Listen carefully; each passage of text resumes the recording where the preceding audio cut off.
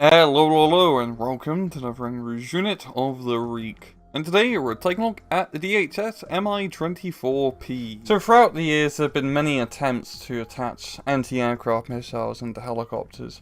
Even though the majority of time an attack helicopter's role is to attack stuff on the ground, if a big conflict like a World War III was to happen, an ability for helicopters to engage other helicopters in the battlefield would deem to be quite useful. And so using weapon systems such as man-pads, but also has been attempts to attach more aircraft-based weapons such as Sidewinders and R-60s onto helicopters. Though funnily enough, throughout all the warfare that has happened throughout the Cold War and even to the modern day, there's really only been one war where helicopters have actually engaged other helicopters in air-to-air dogfights, and that was the Iran-Iraq War. The Iranians were using Sea Cobras, and the Iraqis were using Mi-25s. And one of the first instances in the early 1980s was Iranian Sea Cobras managing to shoot down a few Mi-25s with their TOW anti-tank guided missiles. And there would be quite a few fights back and forth between the Mi-25s and the Sea Cobras using their cannons and ATGMs to actually shoot each other down. And the reason for this huge lack of helicopter and helicopter conflict in our world is just due to how a majority of Cold War conflicts have played out, as most of them are very asymmetrical, with usually one side having complete air superiority and dominance or close to it, and the other side fighting a more guerrilla campaign, which is, well, I guess fortunately made it so these encounters aren't as common. In-game, the DHS MI-24P is a 95-point attack helicopter available to the Eastern Germans. It has 3 weapons. First up, you got the 30mm cannon with 750 rounds of ammunition, 1.66 km range against ground and helicopter targets, decent 25% accuracy, 15% while moving, 2 AP, 1 HE, and a wicked fast fire rate. It's a pretty damn good autocannon, especially one for a airborne vehicle. You got 4 R-60M missiles, fire and forget, 2.6 km range against helicopters, 3.1 km range against aircraft, 50% accuracy, 50% while moving, 4 HE, and 2-second reload time. I mean, these are airplane missiles on a helicopter. They're pretty good, and actually good at shooting down airplanes.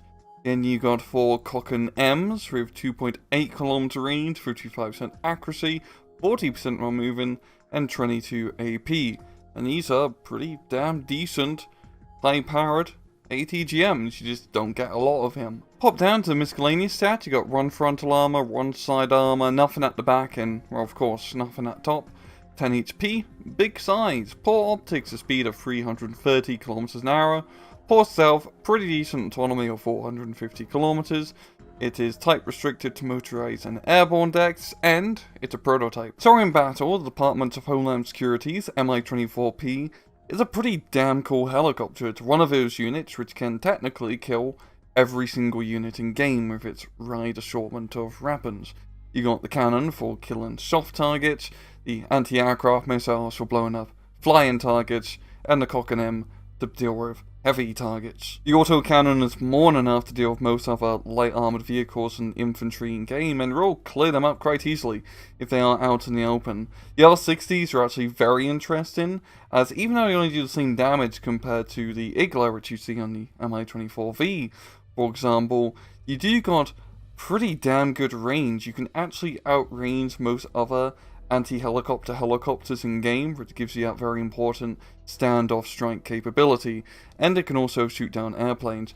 This honestly makes the DHS Mi-24P a very good helicopter to get at the start of the match, because even if the enemy brings in some sort of mid-range fighter to shoot down helicopters, you can defend yourselves, and then fighting against other helicopters in those important anti-helicopter engagements, you can get first shot as well. And the Cochrane M's are also very valuable, as they're the highest damage dealing ATGMs available to the Eastern Bloc helicopter range, as the other Cochranes only do 20 AP.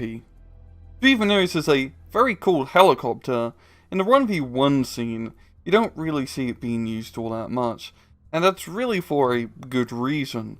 And it's just due to the fact that helicopters in Wargame, unless there's something ridiculous, like the Apache longbow or the KA-52, especially expensive ones, are way too risky of an investment. Because unlike Warno, helicopters here can actually get shot down quite quickly. And in 1v1s, all it takes is one 80-point cheap fighter plane to strafe and kill you. And so usually it's a safer bet to spread out your helicopter capabilities with more specialized cheaper helicopters. If you want the anti-helicopter, this is all Eastern Bloc examples, you want to take the Sokol. If you want an anti-tank helicopter, you probably want to take the Mi-35, even though yes, the missiles do less damage, you do get double the amount of missiles. And you go for ATGMs quite quickly with helicopters. And it is a bit of a shame, because this is a very cool helicopter. Those R-60 missiles give you quite a lot of capability, but once again, you might as well just go with cheaper, more safer options rather than trying to put everything into one basket. Overall, it is a good helicopter. It's not a bad unit to take in any stretch of the imagination, but it does fall into the category of putting all your really good fancy stuff in one nice little basket, and that basket getting very easily blown out the sky. Even though it doesn't have the R-60s, which does give it pretty decent air defense, it's still, just due to how helicopters work in Wargame, rather risky. But it's good, especially in more of a defensive role. It can give you quite a decent anti-aircraft net coverage, and maybe just getting that last hit to blow up your F-16 coming for your ground troops. It's a cool helicopter, and I just like Heinz. And well, I'm going to leave it off at that. It's been another Rouge Unit of the Week. I hope you guys enjoyed the video, and as usual, please just take it easy.